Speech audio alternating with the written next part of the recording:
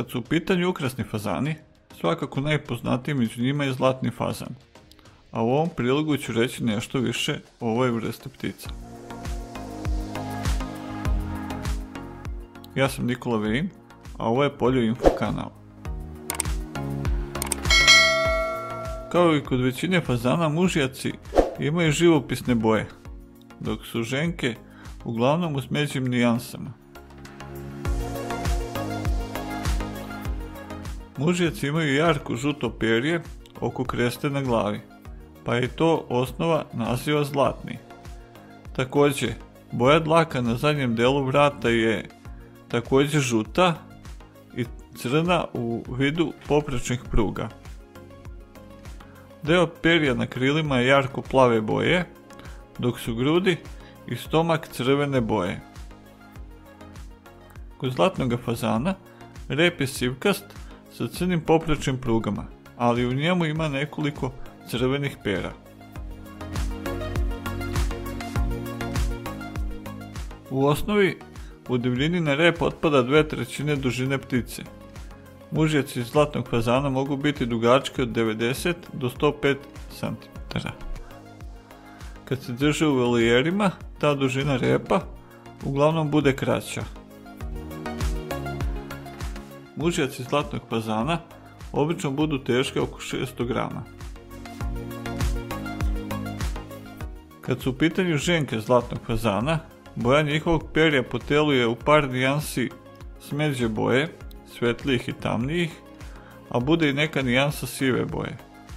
Na leđima su te nijanse boja tamnije, dok su na grudima i stomaku te nijanse boje svetlije. Te boje se protežu i na rep koji čini oko polovinu dužine cele ptice, a dužina odrasle ženke je oko 70 cm, dok joj težina bude oko 350 grama.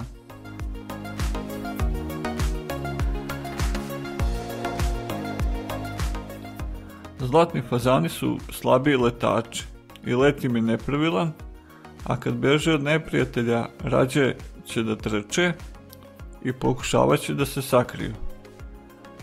Tokom noći se uglavnom penju na niže grane da prenoće, što je karakteristično uglavnom za svu živinu.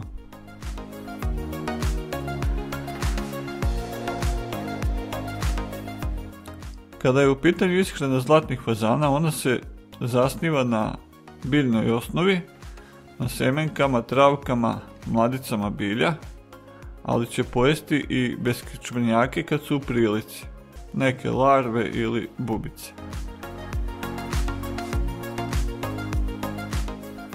U divljini se prilikom zime skupljaju veća jata i tako zlatni fazani traže hranu zimi.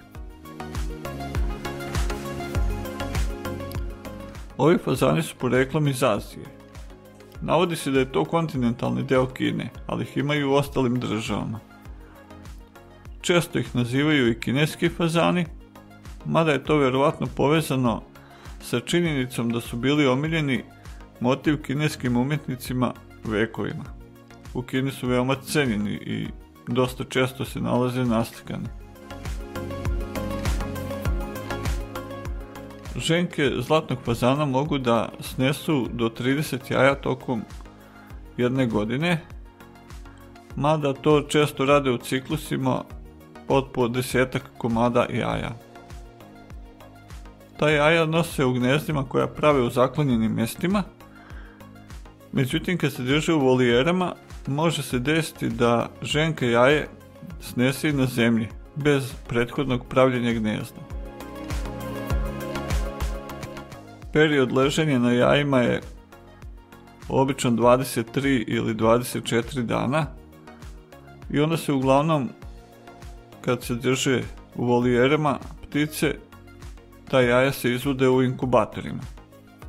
Temperatura se namjesti da bude 37,5 stepeni Celzijusa, a vlažnost vazduha se namjesti između 45 i 50%. Zadnji dan pred izleganje se temperatura spusti za 1 stepen Celzijusa, a vlažnost vazduha se povećava na oko 70%.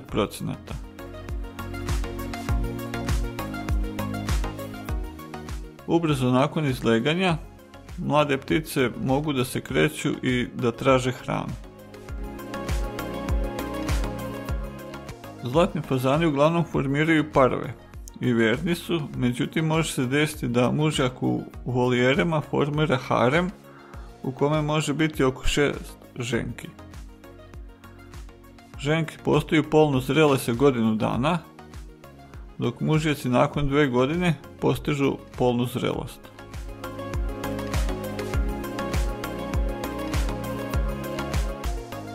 Mužjaci zlatnog fazana, pevci, se tokom godine uglavnom mogu držati svi zajedno, ali kad dođe sezona parenja, to više ne može. Sa ženkama se ostavlja samo najbolji od njih.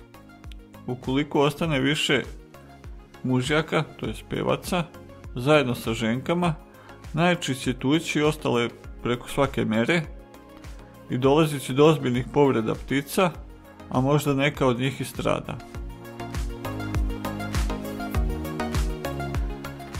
Također, pticama treba obezbediti zasenu u volijeri gdje se mogu skloniti sa direktnog sunca, jer im tokom leta perje može izblediti ukoliko nemaju gdje da se sklone u neku ladovinu.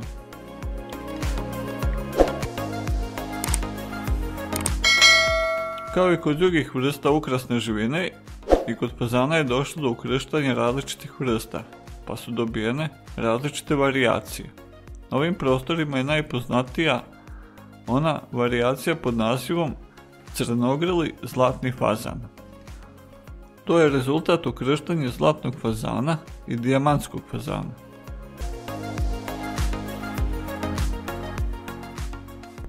Divlji fazan se u avikulturi često naziva crveno-zlatni fazan da bi se ogradio od raznih mutacija koje su se pojavile tokom, već može se reći, veštačkog uzgoja koji traje stotinama godina.